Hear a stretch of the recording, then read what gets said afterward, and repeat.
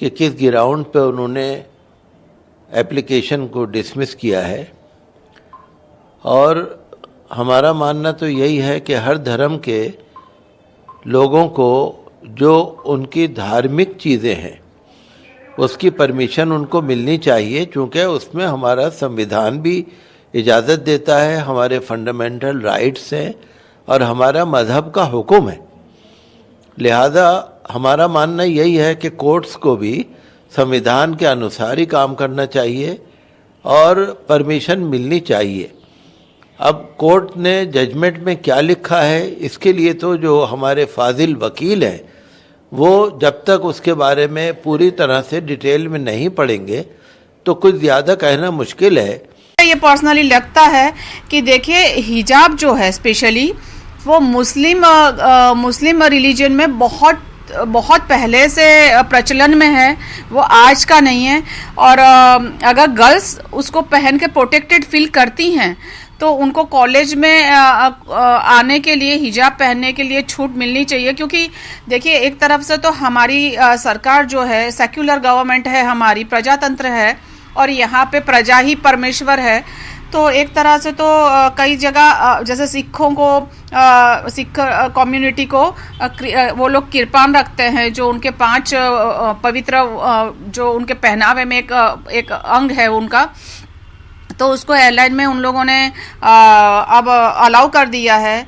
और अब ब्राह्मण जो हैं वो कई बच्चे लड़के स्पेशली चोटी रखते हैं, तो वो चोटी रख के या जनेऊ धारण करते हैं। तो जनेऊ धारण करके भी आप स्कूल में जाते हो तो कहीं ना कहीं मुझे ऐसा लग रहा है पर्सनली कि ये एकदम पर्सनल चॉइस होना चाहिए।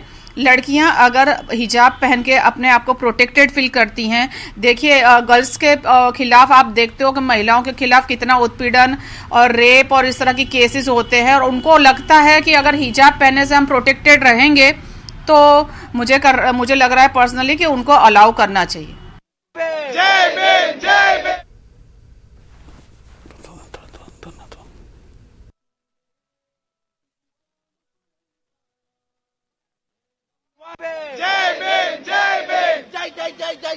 जगह जगह पर तलबा की जो तंजीमें हैं वो सड़कों पर आई हैं और सिर्फ एक ही मांग है कि हिजाब का इस्तेमाल हमारे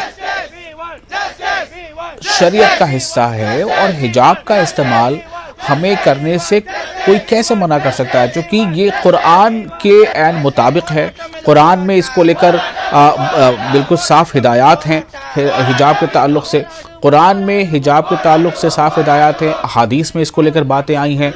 जो अभी हम इस्लामिक स्कॉलर्स को सुन रहे थे, आलिम दीन को सुन रहे थे, उनकी ये बातें साफ तौर से सामने आ रही हैं। और सवाल इसको भी लेकर उठना चाहिए कि क्या वाकई ये इतना अहम हिस्सा हो गया है, जैसा अभी हमने एक बयान सुना कि ये बहुत पुराने ज़माने से सदियों से हिजाब यानी ख़वातीन जो हैं स्पेशली जो मुस्लिम ख़वातीन हैं वो अपने बदन को ढांक कर रखना चाहती हैं। उन्हें लगता है कि वो प्रोटेक्टेड भी हैं और उनका चूँकि इस्लाम से एक रिश्ता है। बेशक कुछ लोग ऐसे हैं या ज़्यादातर भी लोग ऐसे होंगे जो हिजाब का इस्तेमाल नहीं करना चाहते, लेकिन वो नहीं कर सकते, ठीक है। लेकिन अगर ये कह दिया जाए कि हिजाब इस्लाम का लाज़मी हिस्सा ही नहीं है, इस पर एतराज़ हो। आपको लेकर जो याचिका फाइल की उसको सब रद्द कर दिया है, साथ में कोर्ट ने ये भी कहा कि इस्लाम का हिस्सा नहीं है। कोर्ट के फैसले को किस तरह देखते हैं, आप क्या पूछना चाहेंगे?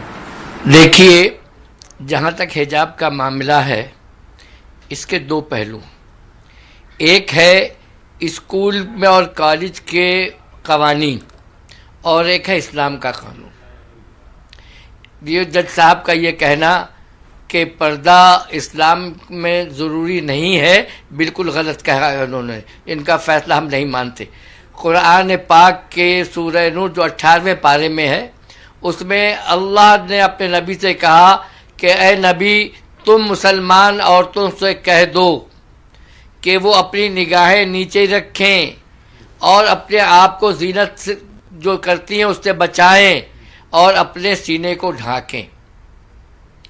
तो इसका मतलब ये था कि सीना उस वक्त ढकेगा जब ऊपर से लेकर नीचे तक आएगा, तब सीना ढकेगा। ये कहना कि इस्लाम में पर्दा नहीं है साफ तौर पे कुरान कह रहा है। और ये क्यों कह रहा है? इस्लाम ने औरत और मर्द को किसी गलत काम से बचाने के लिए पर्दा लाजमी करार दिया है। एक औरत और एक मर्द, पहले उनका आपस में देखना होता है चेहरे का, पहले आँख पर मामला आता है, उसके बाद दिल में पहुंचता है, और दिल में पहुंचने के बाद फिर उसमें गलत किस्म के ख्यालात आते हैं और इंसानी जिस्म के दूसरों हिस्से तक पहुंचता है। तो पहले हिस्से ही को रोक दिया, पाबंदी लगाई कि आप पर्दा करें, एक मर्द और मुसलमान औरत और मर्द आपस में पर्दा करें, ताकि वो कनेक्शन ही नहीं जुड़ने पाए, जिससे आगे चल के गुनाह की तरफ राग़िब हों। तो हम ये कहते हैं कि इस्लाम में पर्दे का हुक्म है। हर मर्द और हर औरत को, मर्दों से कहा गया कि तुम अपनी निगाहें नीची रखो, यानी तुम इधर उधर ताको मत कि कौन जा रहा है कौन आ रहा है, बल्कि नीचे देख करके रास्ते में चलो। तो पहले मर्द से कहा कि अपनी निगाहों को नीचे रखो, उसके बाद औरतों से कहा कि तुम अपनी ज़बाइश मत बताओ और अपने सीने को ढांको। सीना उसी वक्त ढकेगा जब ऊपर सर से नीचे कपड़ा आएगा, तब सीना ढकेगा। तो इस्लाम में पर्दे का हुक्म है। इसका वो हाई कोर्ट ये कहने से, हाई कोर्ट को हम नहीं मानते इस मामले में, हम इस्लाम को मानते हैं। इस्लाम ने कहा कि पर्दा करना है औरतों को, मुसलमान औरतों को, और मुसलमान मर्दों को भी पर्दा करना है कि वो गैर महरम औरतों को ना देखें। तो हम उसको मानते हैं। रह गया इस कॉलेजेस में, जी कॉलेज को स्कूल और उसमें हम ये कहेंगे कि अगर आप पर पाबंदी है तो मुसलमान या तो उस स्कूल में अपने बच्चों को ना भेजें, लेकिन आप इस कॉलेजेस के पाबंदियों को ना माने। हम आपको कहेंगे कि आप अपने बच्चों को उन कॉलेजों में ना भेजें जहां पर उनको बेपर्दगी सिखाई जा रही हो।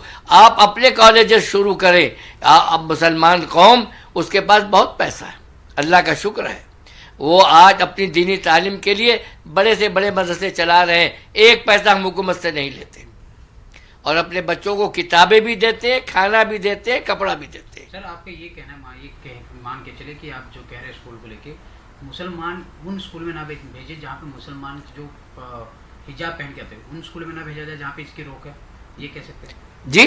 आपका ये कहना है कि उन स्कूलों में मुसलमान अपने बच्चों को ना भेजे जहाँ पे हिजाब पहने। वेलकम किया, आज आप क्यों उसको खिलाफ कर रहे हैं? तो इसीलिए हर एतबार से ये संविधान के जो हमने आपसे कहा, right to culture, freedom of religion, freedom of expression, freedom of conscience, और आर्टिकल 15 का ये वायलेशन होता है। और संविधान का प्रियम्बल जो है ना, प्रियम्बल बड़ा इंपॉर्टेंट है। प्रियम्बल क्या कहता है कि liberty of thought, expression, belief, faith and worship. तो ये सब चीजें इसलिए उम्मीद करते हैं कि सुप्रीम कोर्ट में इसको अपील किया जाए। हमारे एक MIM पार्टी के नेता हैं जो कर्नाटका के, उन्हें भी पिटिशनर हैं, हमारी उनसे बात होगी, हम उनसे भी कहेंगे सुप्रीम कोर्ट में अपील करें। और इसका एक और जो नेगेटिव इम्पैक्ट होगा, आप देखेंगे कि मुस्लिम महिलाओं पर टारगेटिंग होगी उनकी जगह जगह पर। अरे भाई, अगर कोई स्कूल को जाकर पहन रहा है, क्या उसमें बुराई है? इंग्लैंड में क्रिश्चियन स्कूल्स में, इंग्लैंड में उनके स्कूल में अलाउड है कि आप वही ड्रेस यूनिफॉर्म पहने और वही ड्रेस का कलर का हिजाब भी पहने। तो ये चीज है। आपको नहीं ऐसा लगता है कि स्कूल के बने हुए नियम उन बच्चों के भविष्य के लिए अच्छा होता है? बने हुए नियम किस लिए होंगे? आप सिर्फ मुझे ही कह रहे हैं हिजाब मत पहनो? कौन से नियम? और अगर आप बोल रहे हैं कि यूनिफॉर्म पहनने से, हम यही तो कह रहे हैं, आप पहले तो आप आर्टिकल 15 का वायलेशन हो रहा है, जो डिस्क्रिमिनेशन नहीं कर सकती आप रिलीजन के नाम पर। और यूनिफॉर्म में पहनूंगा तो क्या जात नहीं मालूम होगी, कास्ट नहीं मालूम होगी, गरीब अमीर का बेटा या बेटी है नहीं मालूम होगा? और अगर यूनिफॉर्म है तो यूनिफॉर्म के लिहाज से हिजाब पहनेंगे, तो दूसरों का एसेंशियल प्रैक्टिस अलाउ करेंगे, मेरा एसेंशियल प्रैक्टिस अलाउ नहीं करेंगे। आप क्यों नहीं अलाउ करेंगे? मेरे लिए एसेंशियल है वो। और आप ये कह रहे हैं कि या तो तुम पढ़ो या तुम हिजाब छोड़ो। अरे भैया, कैसे होगा? संविधान में मुझे इजाजत है कि मैं फ्रीडम ऑफ कॉन्शियंस के तहत अपना हिजाब भी पहनूं और शिक्षा भी हासिल करूं, इससे देश मजबूत होगा। लेकिन सरकार में मंत्री ये आरोप लगा रहे हैं कि मुस्लिम समुदाय के लोग अपने बच्चे और बेटियों को पढ़ाना नहीं चाहते हैं। बकवास है, झूठ बोल रहे हैं। भारत में 3 स्टेट्स हैं, तेलंगाना, कर्नाटका और एक स्टेट है, जहां पर मुस्लिम बच्चियां हिंदू बेटियों के बराबर स्कूल में पढ़ रही हैं। क्या बकवास बात कर रहे हैं? उससे क्या हासिल होगा? मॉडर्निटी की निशानी यह है कि हिजाब ना पहने। मॉडर्निटी की निशान यह है कि हम सब चीज अपने रिलीजन के प्रैक्टिस छोड़ दें। ये मॉडर्निटी ये नहीं है, हम इसको नहीं मानते इन चीजों को। भाई संविधान के तहत मुझे अपने कल्चर को, अपने फ्रीडम ऑफ कॉन्शियंस को, एक्सप्रेशन को लेकर चलने की इजाजत है। और वो लड़कियां तो पढ़ना चाह रही हैं। अच्छा, आखिरी बात, मेरे हिजाब पहनने से किस तकलीफ क्या हो रही है? भाई मैं क्या रोड पे धरना दे रहा हूं, ट्रैफिक रोक रहा हूं? भाई हिजाब, सर पे हिजाब पहन रही है हमारी बेटी, उससे आपको हार्म क्या हो रहा है? इसीलिए हम ये उम्मीद करते हैं कि इसको सुप्रीम कोर्ट में अपील करनी चाहिए और सुप्रीम कोर्ट एपेक्स कोर्ट है वो तय करेगा। आपको ऐसा नहीं लगता है कि जब तक ये फैसला ना आ जाए तब तक उन बच्चों का एजुकेशन सफर कर रहा है? नहीं तो अपील होगी, सुप्रीम कोर्ट में जाएंगे, अपील होगी।